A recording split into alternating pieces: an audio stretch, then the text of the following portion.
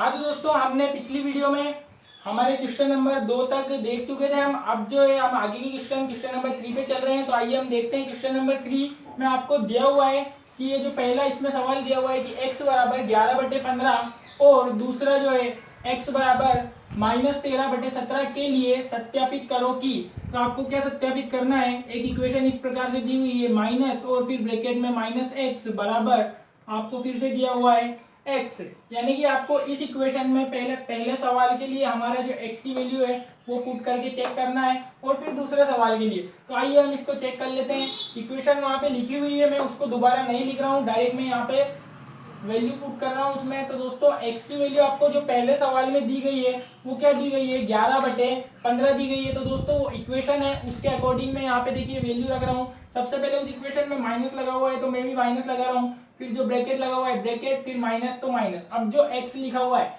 यानी यहाँ तक हमने लिख लिया। अब जो x है तो x की वैल्यू हमको क्वेश्चन में कितनी दी गई है, 11/15 दी गई है। तो ये 11/15 हमने x की जगह ये वैल्यू लिखी। उसके बाद सेम वही इक्वेशन लिख रहा हूँ मैं ये बराबर, और फिर से x लिखा हुआ है तो x की वैल्यू हम फिर से पुट कर देंगे 11/15। ठीक है दोस्तों, LHS बराबर RHS हमारे पास प्रूफ होना चाहिए। तो आप सभी जानते हैं कि माइनस का जब माइनस में गुणा होगा, जब ये ब्रैकेट खुलेगा तो बताइए माइनस का माइनस में गुणा होगा तो प्लस हो जाएगा, यानी कि आप यहाँ से देखेंगे प्लस का 11/15 आपको प्राप्त होगा।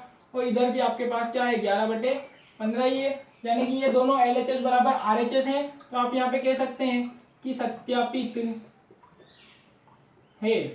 ठीक है दोस्तों, इसी प्रकार से जो है हमारा दूसरा क्वेश्चन हम देखते हैं। सेम टू सेम आपको यही करना है, लेकिन दोस्तों यहाँ पे आपको एक बात ध्यान रखनी है कि जो x का मान दिया हुआ है उसमें भी एक एक्स्ट्रा माइनस आपको दिया हुआ है, यानी कि x की वैल्यू भी हमारे पास माइनस में ही है, -13/17। तो आप देखिए हम करते हैं इसको। सबसे पहले ये इक्वेशन का माइनस, फिर ब्रैकेट, फिर ये इक्वेशन का ही माइनस है। अब जो मैं x की वैल्यू रखने वाला हूँ तो दोस्तों x की वैल्यू भी क्या है मेरे पास, -13/17 ही है। तो चूंकि दोस्तों कभी भी दो चिन्ह जो है एक साथ नहीं आ सकते हैं, ठीक है दोस्तों, तो इसको हम ब्रैकेट में बंद करेंगे। जब इसको ब्रैकेट में बंद करेंगे तो हम इसको बड़े कोष्टक में परिवर्तित कर देंगे और ये बड़ा कोष्टक बंद। ठीक है दोस्तों, फिर बराबर जो है यहाँ पे फिर से x की वैल्यू रखनी है। तो आप यहाँ पे देखेंगे कि -13/17 जो है हमारी x की वैल्यू है। ठीक है दोस्तों, अब आप देखिए कि पहले ये माइनस और माइनस जब मल्टीप्लाई होंगे तो यहाँ पे प्लस बनेगा। तो माइनस माइनस पहले होगा क्या, प्लस, और ये बाहर एक माइनस पहले से। तो यहाँ पे हम देख रहे हैं कि ब्रैकेट में आया हमारे पास 13/17 और बराबर में भी हमारे पास क्या है, माइनस का 13/17। ठीक है दोस्तों, उसके बाद आप देखिए कि LHS जब आप इस ब्रैकेट को मैं हटाऊंगा तो यहाँ से भी माइनस का 13/17 प्राप्त हो रहा है, और यहाँ भी RHS में भी हमें माइनस का 13/17 ही प्राप्त हो रहा है। इसका मतलब यानी कि यहाँ भी जो इक्वेशन है वो सत्यापित होती है। ठीक है दोस्तों, तो ये हमारा हुआ क्वेश्चन नंबर 3। इसके बाद जो हम देखेंगे क्वेश्चन नंबर 4। तो क्वेश्चन नंबर 4 में आपको दिया हुआ है कि निम्न के गुणात्मक प्रतिलोम लिखिए। कौन से प्रतिलोम लिखने हैं, इस बार हमें गुणात्मक प्रतिलोम लिखने हैं। जिस प्रकार से अभी हमने हमारा जो दूसरा क्वेश्चन था उसमें हमने योज्य प्रतिलोम लिखे थे। तो देखिए दोस्तों, गुणात्मक प्रतिलोम क्या होते हैं, मैंने आपको बताया था कि जिससे गुणा करने पे आपको एक प्राप्त हो जाए, यानी कि गुणात्मक तत्समक प्राप्त हो जाए, वही गुणात्मक प्रतिलोम कहलाता है। ठीक है दोस्तों, अगर गुणात्मक प्रतिलोम का आपको विस्तार से बिल्कुल कॉन्सेप्ट के साथ समझना है तो आप पिछली क्लास देख सकते हैं, अगर आपने नहीं देखी है तो देखिए दोस्तों, यहाँ पे मैं आपको सबसे पहले पहला क्वेश्चन ले रहा हूँ। -13 आपको दिया हुआ है यहाँ पे, इसका जो है हमको क्या लिखना है, प्रतिलोम लिखना है। तो दोस्तों मैं आपसे फिर से वही बात पूछना चाहता हूँ कि -13 के साथ आप किसका गुणा करोगे कि आपको 1 प्राप्त हो जाए। -13 के साथ आप किसका गुणा करोगे कि आपको प्लस का 1 प्राप्त हो जाए। तो आप कहोगे कि सर हम गुणा कर सकते हैं 1/-13 का। ठीक है दोस्तों, आप किसका गुणा कर सकते हो, 1/-13 का। तो यहाँ से देखिए आप माइनस माइनस तो हो जाएगा क्या, प्लस, ये 13 से 13 कट जाएगा तो आपको क्या प्राप्त हो जाएगा, 1 प्राप्त हो जाएगा। यानी कि दोस्तों हमने देखा कि इसका जो गुणात्मक प्रतिलोम प्राप्त हुआ हमें, वो क्या प्राप्त हुआ, जिससे गुणा करने पे आपको 1 आया है वही इसका गुणात्मक प्रतिलोम होगा। तो क्या हो जाएगा, माइनस का 1/13 या 1/-13 आप इसको लिख सकते हैं, यही आपका क्या होगा, आंसर होगा। दोस्तों यहाँ से एक बात देखने को मिली कि अगर इस 13 के बटे में हम 1 मानते हैं, आप सभी जानते हैं जिसका कोई नहीं होता उसका 1 होता है। कोई भी संख्या अगर लिखी है तो उसके बटे में हमेशा हम क्या मानते हैं, 1 तो मानते ही है। तो यहाँ पे अगर हम एक्चुअल में देखें तो लिखा हुआ क्या था, -13/1। जब हमने इसका गुणात्मक प्रतिलोम निकालना चाहा तो वो क्या आ गया, -1/13। यानी कि यहाँ पे जो संख्या लिखी हुई थी उसका जस्ट उल्टा, यानी कि उसका जस्ट व्युत्क्रम जो है वो हमें आंसर के रूप में प्राप्त हुआ। तो आगे जो है सारे क्वेश्चन में हमको इसी प्रकार से देखते हुए चलना है। तो दोस्तों बताइए हमारा जो दूसरा क्वेश्चन है ये क्या है, -13/19। ठीक है दोस्तों, तो -13/19 का अब अगर मैं आपसे डायरेक्टली गुणात्मक प्रतिलोम पूछूं तो आप सीधे सीधे मुझे बता सकते हैं कि सर आपने जैसे बताया उस प्रकार से इसका गुणात्मक प्रतिलोम इसका व्युत्क्रम यानी कि इसको उल्टा करने पे प्राप्त हो जाएगा। यानी -13/19 है तो -19/13 आपका गुणात्मक प्रतिलोम हो जाएगा और यही आपका क्या होगा, आंसर होगा। ठीक है दोस्तों, उसके बाद इसी प्रकार से आप ये तीसरा क्वेश्चन मुझे कमेंट सेक्शन में कमेंट करके बताएंगे, ये आपके होमवर्क में मैं दे रहा हूँ। चौथे को हम एक बार देख लेंगे, पांचवे को भी हम एक बार देख लेते हैं। तो देखिए दोस्तों, आप कहेंगे कि सर चौथे में 2 संख्या है तो इसको किस प्रकार से हम उल्टा कर सकते हैं। तो एक बार आप देखिए, चौथा आपको दिया हुआ है -5/8 इंटू ब्रैकेट के अंदर -3/7। ठीक है दोस्तों, तो इसको पहले हम सरलीकरण कर लेंगे इस सवाल का। तो सरलीकरण कैसे करेंगे, पहले हम अंश में अंश का मल्टीप्लाई कर लेंगे और हर में हर का मल्टीप्लाई कर लेंगे। तो आप देखिए माइनस और माइनस प्लस होता है, 5 का जब आप 3 में गुणा करते हो तो 5 दिया 15/8 का जब आप 7 में गुणा करते हो तो 8 7 56, कट तो कुछ रहा नहीं है। तो दोस्तों यहाँ पे हमने देखा कि हमारे पास संख्या के रूप में क्या प्राप्त हुआ, 15/56। अब इसका गुणात्मक प्रतिलोम बता दीजिए। तो सिंपल सी बात है, क्या आ जाएगा, आप कहेंगे कि सर 56/15 जो है वो हमें आंसर के रूप में प्राप्त होगा। इसी प्रकार से दोस्तों पांचवा सवाल आप देख रहे हैं, -1 इंटू 2/5। तो दोस्तों यहाँ पे मैं आपको पांचवा क्वेश्चन करके बता रहा हूँ छोटी सी जगह में। -1 इंटू 2/5 आपको दिया गया है। जब आप -1 का गुणा 2/5 में करेंगे तो आपके पास क्या बनेगा, माइनस का 2/5 बनेगा। और जब आप माइनस के 2/5 का गुणात्मक प्रतिलोम निकालेंगे तो क्या आ जाएगा, सिंपल सी बात है, आपको कमेंट सेक्शन में ये भी बताना है, मैं इसका आंसर आपको नहीं बताऊंगा। तो दोस्तों आपके होमवर्क के लिए ये तीसरा क्वेश्चन, पांचवा क्वेश्चन, 2 क्वेश्चन हो चुके हैं।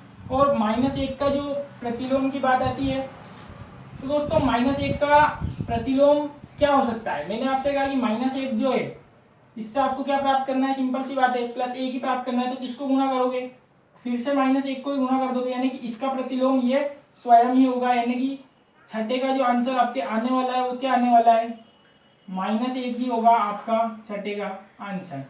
ठीक है दोस्तों, यह हम आपके जो तीसरा और चौथा सवाल भी कंप्लीट हो चुके हैं। आप जल्दी से इसको नोट डाउन करें, फिर हम आगे के सवाल देखते हैं।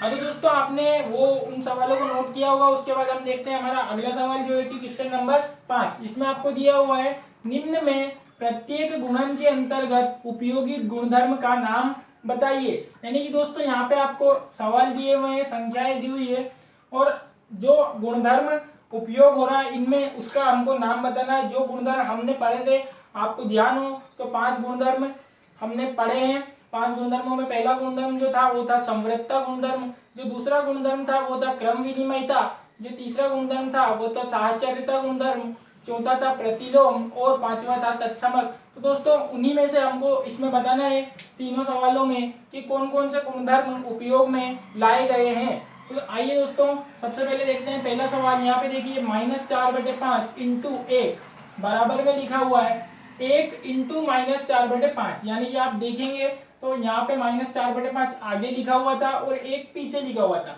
जो अगली स्टेप में हुआ वो 1 को आगे लिख दिया गया और -4/5 को पीछे लिख दिया गया। लेकिन दोनों से आंसर हमें कितना प्राप्त हो रहा है, -4/5 प्राप्त हो रहा है। तो दोस्तों क्रम बदलने पर भी आंसर अगर समान प्राप्त हो तो उसको क्या कह देते हैं, उसको हम कह देते हैं क्रम विनिमयता गुणधर्म। तो दोस्तों हमें पता चला कि पहला वाला जो है उसमें कौन सा गुणधर्म उपयोग में लाया गया है, क्रम विनिमयता गुणधर्म। यही आपका बस आंसर है, आपको सिर्फ नाम बताने हैं। तो दूसरे सवाल में हम देखते हैं कि यहाँ पे कौन सा गुणधर्म उपयोग में आया हुआ है, तो देखिए पहले लिखा हुआ है माइनस का 13/7 इंटू माइनस का 2/7 बराबर माइनस का 2/7 इंटू माइनस 13/7। इसी सवाल की तरह यहाँ भी दोनों का क्रम चेंज है, यहाँ पे माइनस 13/7 आगे था और यहाँ पे माइनस 13/7 पीछे हो गया। तो दोस्तों यहाँ भी आप कह सकते हैं कि क्रम विनिमयता गुणधर्म उपयोग में आ रहा है, क्योंकि क्रम बदलने पर भी आंसर क्या आता है, समान आ रहा है। तो क्रम विनिमयता गुणधर्म। इसके अलावा दोस्तों आप देखेंगे कि यहाँ पे ब्रैकेट का यूज भी हुआ है। तो ब्रैकेट वाली प्रॉपर्टी सिंपल आप सभी को पता होगी, मैंने बताया था साहचर्यता गुणधर्म जो होता है उसको हम कोष्टक वाली प्रॉपर्टी या गुणधर्म के नाम से भी जान सकते हैं। तो देखिए दोस्तों यहाँ पे आप देखेंगे कि माइनस के 2/7 में पहले कोष्टक लग रहा था, उसके बाद जो अगली स्टेप में कोष्टक लग रहा है वो माइनस का 13/7 में लग रहा है। तो आप कह सकते हैं कि यहाँ पे साहचर्यता गुणधर्म का उपयोग भी किया गया है। दोस्तों ये दोनों आपके आंसर होंगे इसमें। तीसरा जो आपका क्वेश्चन है माइनस का 19/29 इंटू 29/-19। तो अभी जो हमने इससे जस्ट पहले प्रतिलोम गुणात्मक प्रतिलोम वाले क्वेश्चन किए हैं उसमें हमने ऐसा किया था। तो दोस्तों देखिए ये -19/29 है, इसका जस्ट व्युत्क्रम किया यानी कि उलट के इसको इससे गुणा कर दिया।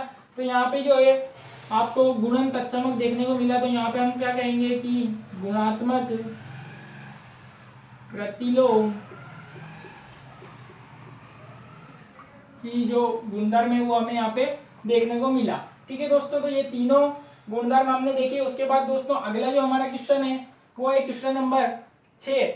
इसमें दिया हुआ है आपको कि 6/13 को -7/16 के व्युत्क्रम से गुणा कीजिए। दोस्तों व्युत्क्रम क्या होता है, व्युत्क्रम यानी कि संख्या को उलट देना, वही। तो देखिए दोस्तों हमें क्या करना है, सबसे पहले यहाँ पे हम लिख लेते हैं हल 6/13 को गुणा करना है। तो देखिए दोस्तों सबसे पहले मैं 6/13 लिख रहा हूँ इंटू 6/13 को गुणा करना है, किससे गुणा करना है, -7/16 के व्युत्क्रम से गुणा करना है। दोस्तों -7/16 लिख दूंगा मैं सबसे पहले, ठीक है। अब इसका हमको व्युत्क्रम निकालना है। तो दोस्तों व्युत्क्रम का एक चिन्ह होता है, वैसे तो हम डायरेक्ट भी लिख सकते थे कि 16/-7, लेकिन दोस्तों ये भी आपको पता होना जरूरी है। तो यहाँ पे आप देखिए कि व्युत्क्रम को जब हम गणित के रूप में प्रदर्शित करते हैं तो इस प्रकार से करते हैं, यानी कि -7/16 की घात कितनी लगा देंगे, -1 लगा देंगे। इसका मतलब है दोस्तों कि अब जो अगली स्टेप में हम इसको उल्टा करने वाले हैं, किसको, -7/16 को। तो 6/13 इंटू -1 कब हटेगा, जब इसको हम पलट देंगे। तो दोस्तों हम 16 को ऊपर लिख देंगे और -7 को हम नीचे लिख देंगे। ठीक है दोस्तों, अब इनका गुणा करना है। आप देख सकते हैं कि कुछ कट रहा है क्या, 13 से 16 नहीं कट रहा है और 16 से 7 भी नहीं कट रहा है। तो आप देखेंगे कि डायरेक्टली गुणा कर सकते हैं। तो 16 छंग 16 × 80, 16 छंग 96। यहाँ पे आप देखेंगे 13 सते 91। तो आपने देखा आपका आंसर क्या प्राप्त हुआ, 96/-91। ठीक है दोस्तों, ये हुआ हमारा क्वेश्चन नंबर 6 कंप्लीट। उसके बाद हम देखते हैं क्वेश्चन नंबर 7। देखिए दोस्तों इसमें भी आपसे जस्ट पूछा गया है कि कौन से गुणधर्म की सहायता से आप 1/3 इंटू कोष्टक 6 इंटू 4/3 को, अब इसमें देखिए दोस्तों 1/3 इंटू 6 में, यानी कि यहाँ पे कोष्टक पीछे था और यहाँ पे कोष्टक आगे आ गया, बाकी संख्याएं जो है वो सेम टू सेम है, के रूप में अभिकलित कर सकते हैं। तो कोष्टक वाली प्रॉपर्टी कौन सी होती है, जैसा कि मैं आपको बार बार बता चुका हूँ। आप कहेंगे कि सर साहचर्यता गुणधर्म से हम इसको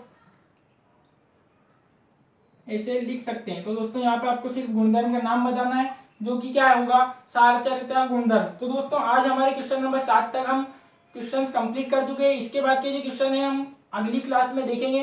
दोस्तों वीडियो अगर आपको अच्छी लगी है तो लाइक जरूर करें और चैनल को ज्यादा से ज्यादा सब्सक्राइब करें। दोस्तों जिन हमारे दोस्तों ने अभी तक सब्सक्राइब नहीं किया है तो वो जरूर सब्सक्राइब करें, जिससे कि आपको अच्छी से अच्छी इस प्रकार की वीडियो देखने को मिले आगे भी, और ज्यादा से ज्यादा अपने दोस्तों में शेयर करें। Thank you.